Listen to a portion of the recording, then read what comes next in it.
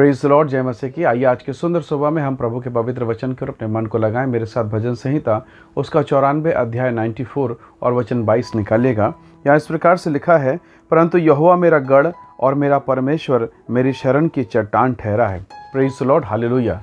परमेश्वर के लोगों, परमेश्वर को शरण की चट्टान कहना, ये राजा दाऊद बड़े अनुभव के साथ और बहुत ही दृढ़ विश्वास के साथ ये कह सकते हैं। यदि आप दाऊद के जीवन को देखें, बहुत ही कठिनाई से, पीड़ाओं से, तकलीफ़ों से होकर उसका जीवन गुजरा है। वो यूं ही नहीं कह रहा है, उसे मालूम है कि अगर परमेश्वर मेरी ओर है, मेरा विरोधी कौन हो सकता है। प्रभु के लोगों, बहुत बार आप विपरीत कठिन दशाओं से ऐसी बड़ी बड़ी परिस्थितियों का सामना आप करते हैं और लगने लगता है कि प्रभु अब तो कुछ नहीं हो सकता। ऐसे कई विकट परिस्थितियाँ आपके जीवन में आती होंगी।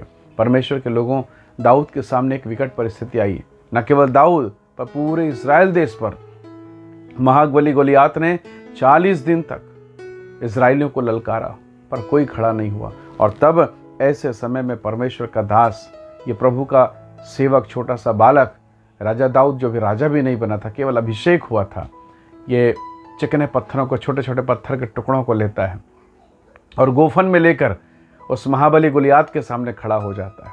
हालेलुया। वो तो सांग और भाला लेकर आया। इस दाऊद ने कहा, तो सांग और भाला लेकर आता है, मैं सेनाओं के यहोवा के नाम को लेकर आता हूँ। और एक पत्थर से, एक छोटे टुकड़े से उसका काम तमाम हो गया। Praise the Lord, hallelujah. असंभव था उसे मार गिराना, परंतु परमेश्वर के दास के द्वारा ये हो गया। ये दावे के साथ कह सकता है, यहोवा मेरा चरवाहा है, मुझे कुछ घटी ना होगी।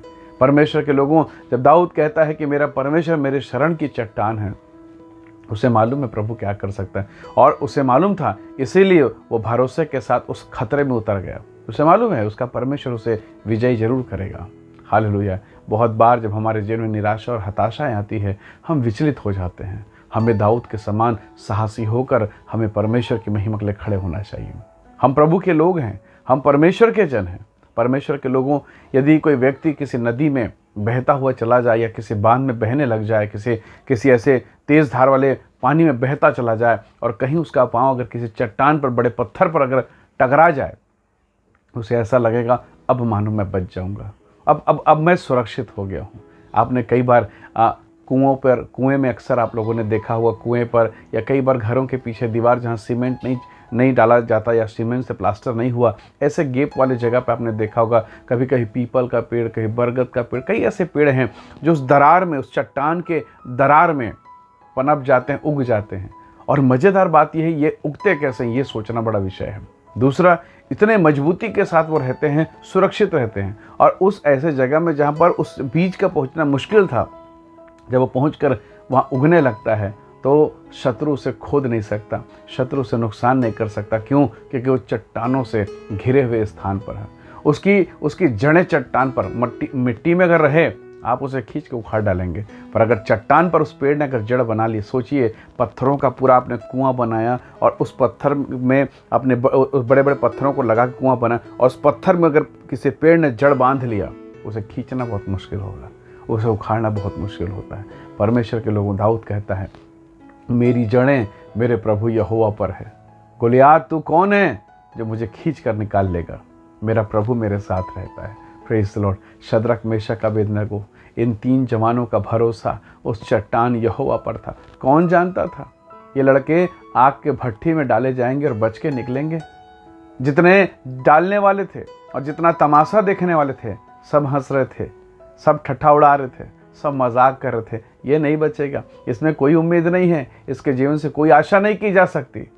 पर परमेश्वर का धन्यवाद, हंसने वाले निंदित हुए, मुंह काला हो गया, उनके चेहरे में उदासी छा गई।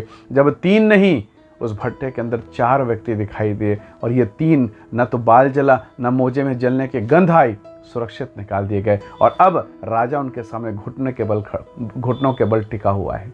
Praise the Lord, hallelujah.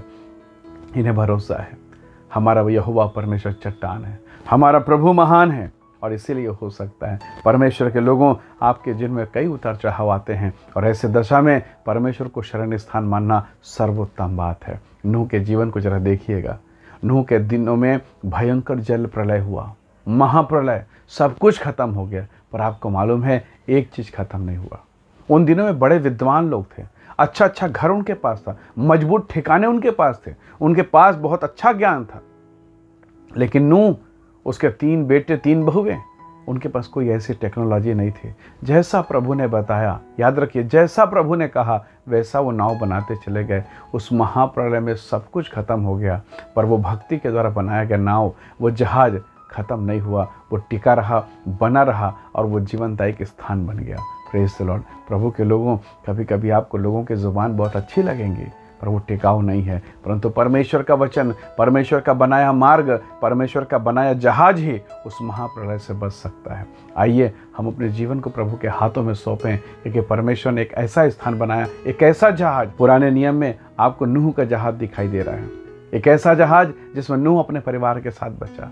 पर आज हमारे पास एक ऐसा जहाज है जिसे पिता ने बनाया, जिसे परमेश्वर ने बनाया, और वो जहाज कलीसिया है, वो जहाज प्रभु यीशु मसीह है, जिसमें हम बैठकर उस परम पवित्र परमेश्वर में हम सुरक्षित पाए जाते हैं। आइए अपना चट्टान, अपना दृढ़ हम परमेश्वर को बनाएं और कहें कि प्रभु तू हमारा सहारा है, तो हमारी सहायता कर, तो हमारे जीवन की रखवाली कर, और तब परमेश्वर का आत्मा हमारी सहायता करेगा।